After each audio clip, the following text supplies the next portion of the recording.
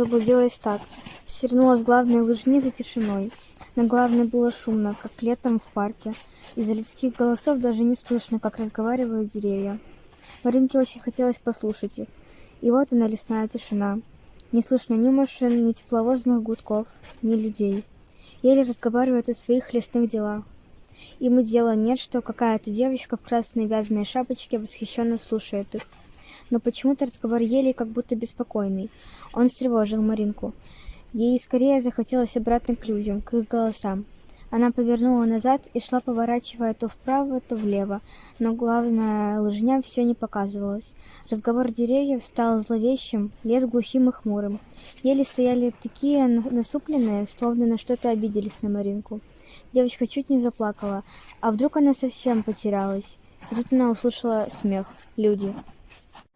Маринка поехала в ту сторону, откуда доносился смех, и вскоре лыжи вынесли ее на поляну. У костра сидели два дровосека. Маринка не поняла сначала, для чего у них на поясе висят топоры, а просто весело подумала: меня спасут настоящие дровосеки, как в сказке. Вот здорово!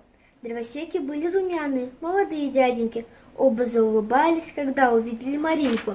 Снегурочка! Здравствуй, Снегурочка! Иди, мы угостим тебя чаем. Маринка пила чай в прикуску со снежным яблоком, которую тоже дали дровосеки.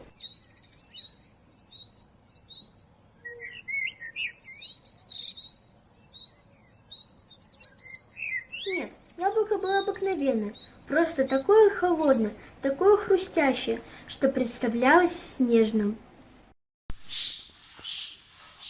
А сейчас мы нашей Снегурочке сделаем новогодний подарок.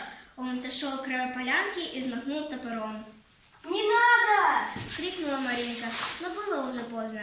Елочка с поднятыми кверху зелеными лапками упала к ее ногам.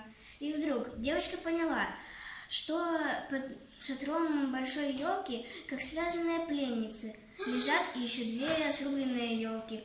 Маринка неуклюже повернула на своих длинных лыжах и поехала прочь от костра. Куда ты, Снегурочка? Подожди!